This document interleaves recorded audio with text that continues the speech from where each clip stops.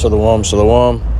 Call HALALYAM La, YAHAWAH, BAHASHAM, BAHASHAM, QADASH. Brother tells them Gabar coming at you from the province in Babylon camp here in Tampa, Florida. The honors of the elders and apostles of the great MILLSTONE teacher move well. Peace and salutations be to hopeful elect. We're going to be getting on a quick hit this morning on the Lord. John 3:16, it says, the Lord came for the world.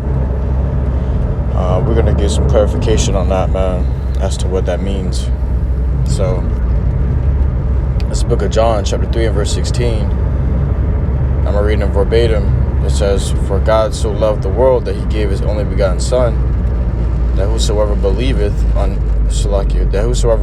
in him should not perish, but have everlasting life." Okay. Now, when you read it in the right way, it should be read is, "For Yahawah so loved the world that he gave his only begotten Son, that whosoever believeth in him should not perish, but have everlasting life." Okay, so what does that word world means? When you go into the blue letter, you grab the blue letter,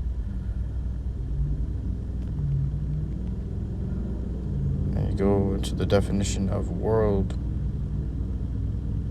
It says order, arrangement, adornment. There's another one.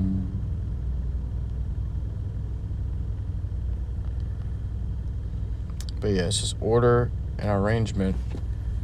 Really say orderly arrangement. Another one called harmonious. Let me see.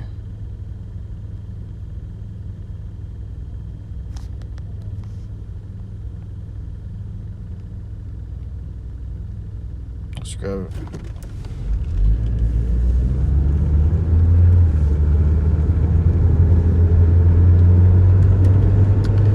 Alright, so let me grab it, but if you go in the blue letter and type in John 3:16, it's going to, and you tap on the word world, it's going to put up harmonious.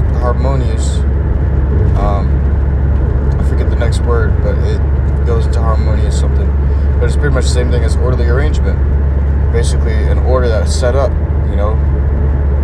It's like you look at how they have it in the solar system. That's an orderly arrangement. Those are different worlds. Those different planets would be considered different worlds, but it's because of its orderly arrangement. If they were all together one, it would be one world, but they're all separate. It's the same thing with here on Earth. There's a bunch of different nations, and they're all different worlds. Every nation has its own, traditions, customs, even its own language. And you go to a whole nother country and try to dwell within the midst of that world, you ain't gonna fit in. You're gonna find out real soon how you don't fit in. That these people are literally completely different from you.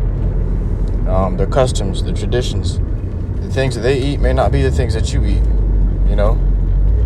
But Israel is a world within itself. It has its own laws, statutes, and commandments. Even the promises from the Lord, YAHAWASHI. The Lord actually deals with us. He doesn't deal with any other nation. And I'll grab that.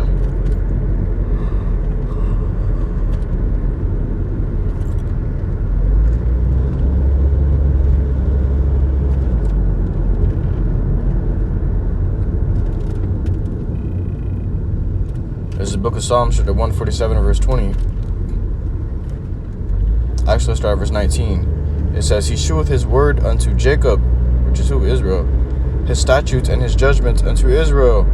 He hath not dealt so with any nation. And as for his judgments, they have not known them. Praise ye the Lord, YAHAWASHI." So they don't know the Lord, man. They don't know the Lord. Because what? The Lord chose us out of the foundations of the earth to be his only begotten. He chose us to be his only begotten seed, man. His children. The Lord said, "Whosoever toucheth us, toucheth the apple of his eye," man. Okay? And then he also said, what? We are a special people, holy people, above all people upon the face of the earth. Okay? So when you think about how it's saying, he gave his only begotten Son for the world, well, the scriptures say, the Most High does not change, man. Therefore ye sons of Jacob are not consumed. if he did change, then we would be consumed and somebody else would be the chosen people, man. You know? But that being said, the Lord had made promises to our forefathers that he will not depart from us. So, we'll grab this. You know what the scripture says about these heathens men, how the Lord counts them as spittle. So how can he love the whole world? He counts the rest of the nations as spit, other than Israel. It says, Isaiah 45 and 17, but Israel shall be saved in the Lord with an everlasting salvation. Ye shall not be ashamed, nor confounded, world without end. So there you go. Israel is a world within itself, man. You know, a world within itself. And when you go into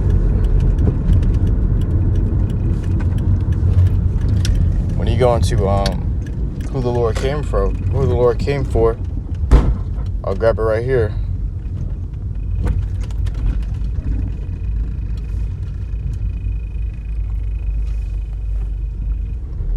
It's the book of Matthew, chapter 10, and verse. This is the one the elders gave to me after one of their videos.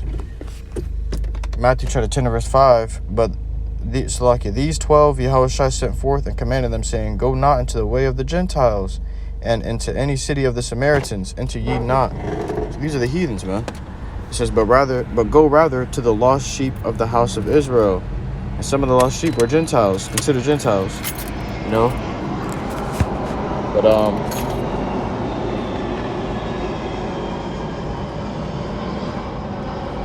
the Lord has sent his disciples to the lost sheep of the house of Israel, man, to retrieve those lost sheep of Israel, you know, not for these damn heathens. These heathens got the wrong idea, man, you know, and they want to twist the scriptures so that they can benefit their rulership. But truth be told, the Lord came for the Israelites and the Israelites only. Israel is a world within itself, and every other world the Lord is not dealing with. So then, I want to give all glory, honor, and praises to Yahawah, BAHASHAM, QADASH. Till he was us most edifying. So next time, I say shalom.